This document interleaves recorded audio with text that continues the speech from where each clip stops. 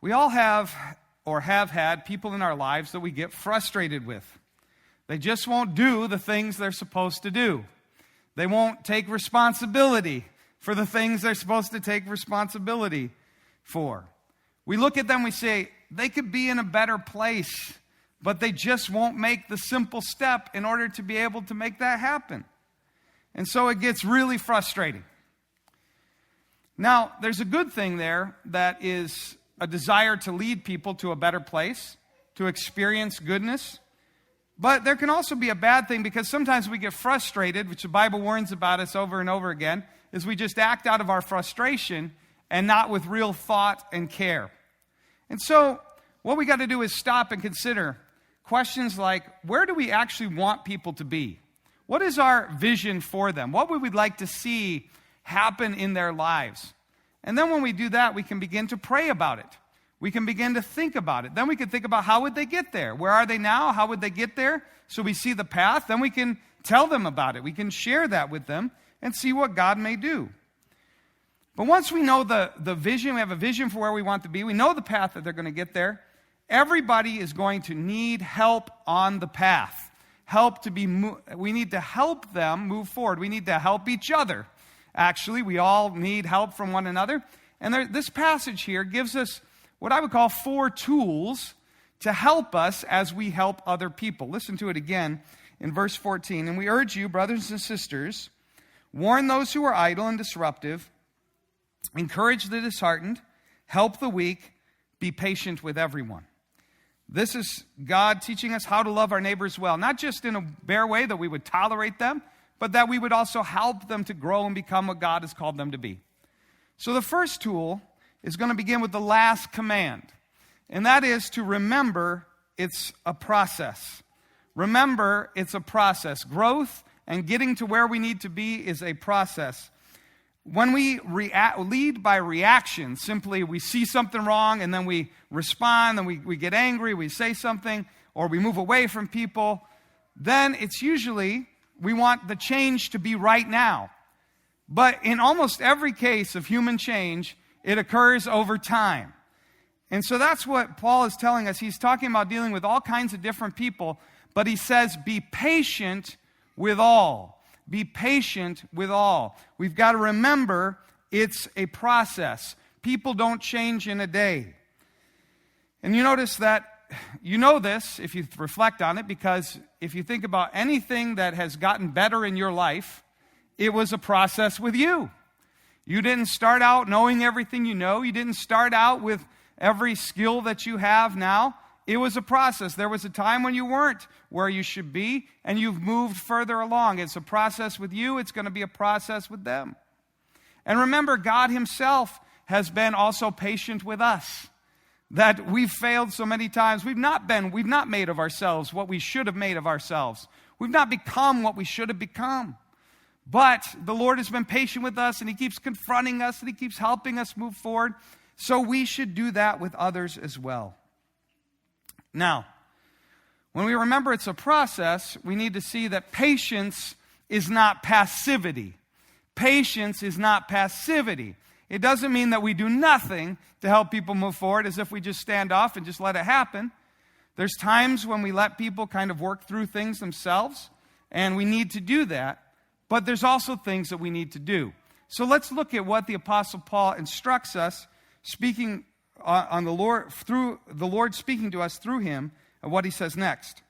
The second tool then is to give people steps. Give people steps. And I take this from verse 14, which says, and where it says, help the weak, or another word, it could also be translated, strengthen the weak. Strengthen the weak. So, think about this. How do you strengthen the weak?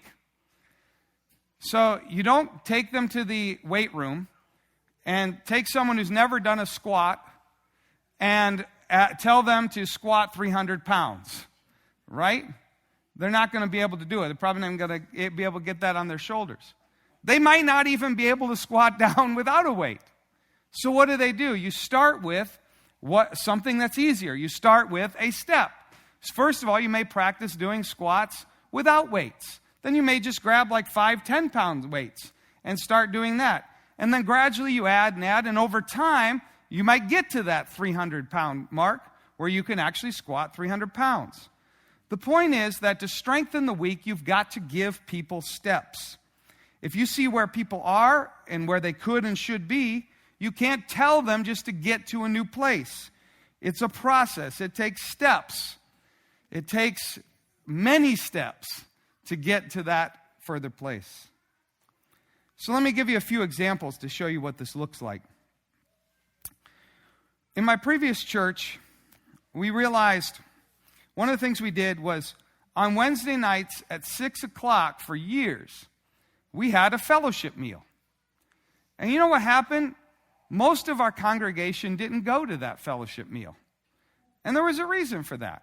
Because people were still getting out of work. They were still organizing things. And if we had tried to do it a little later, then it would have been time to get ready for bed and get kids to bed and so on.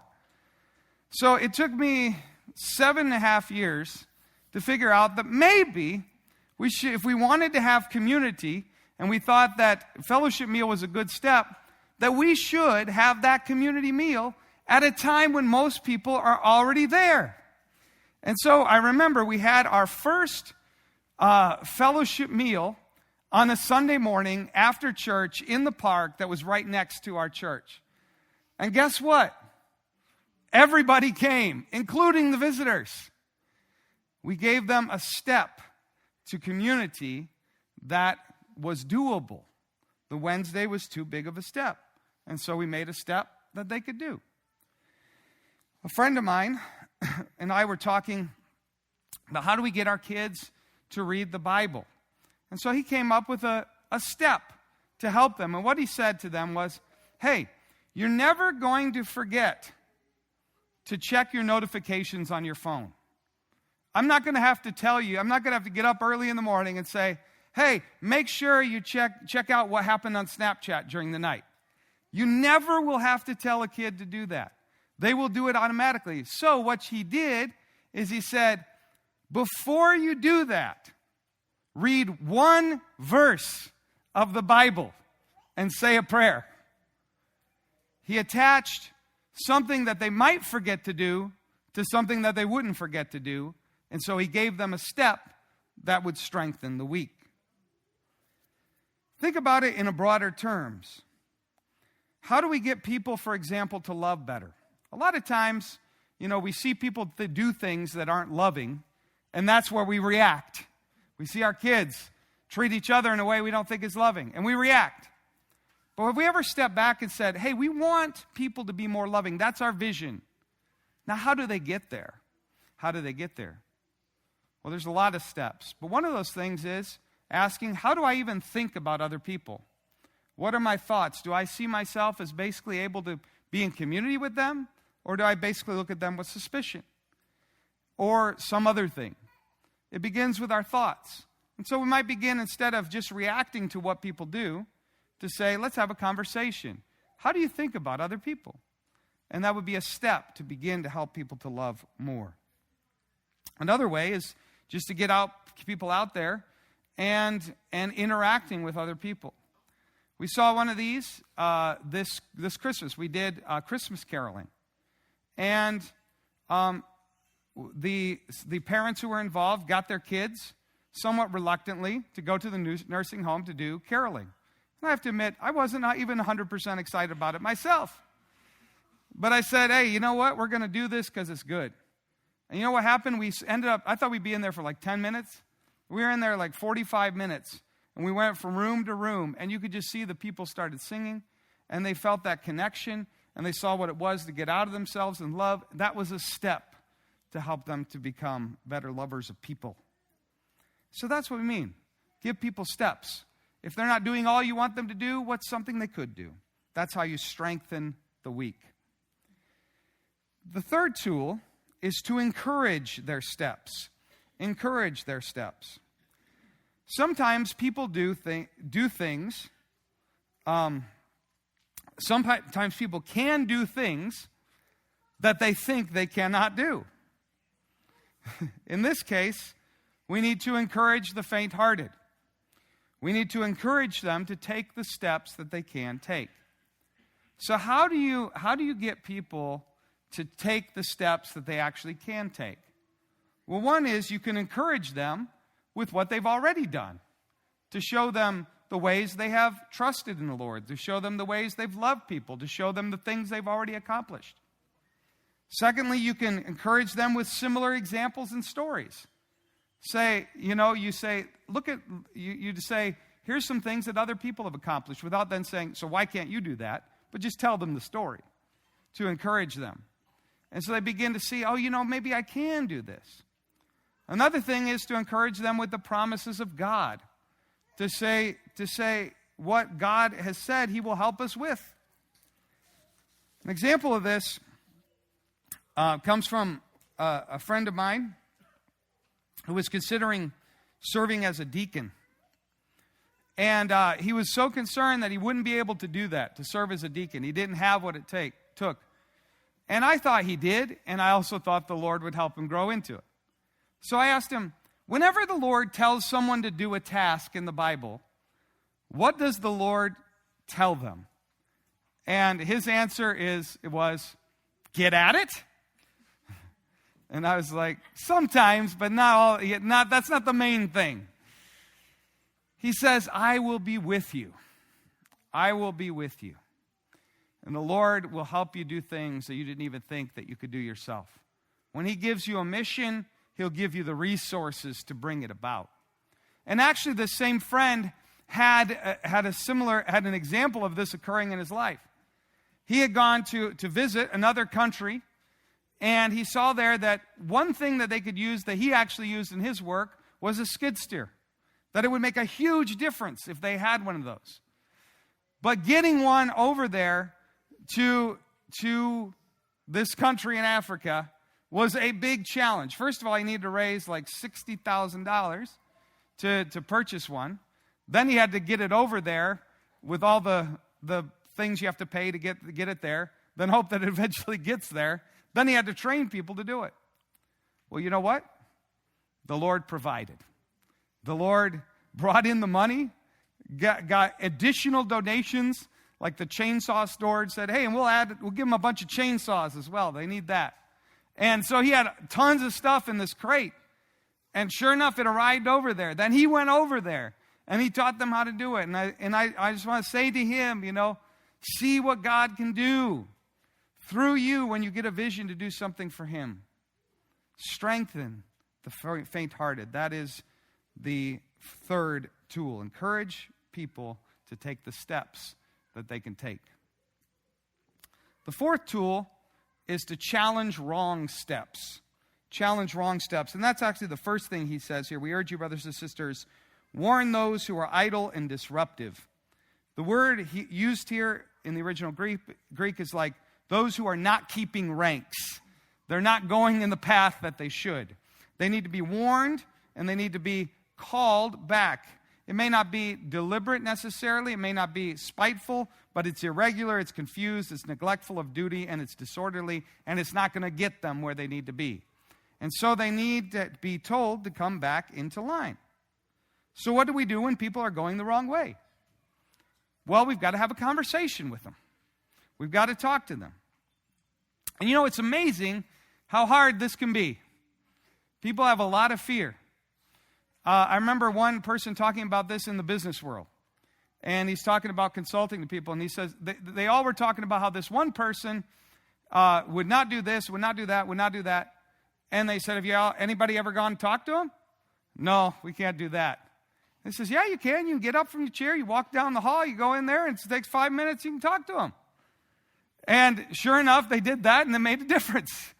So a lot of times we got not let things sit here, but not lash out at people, but actually have a conversation with people.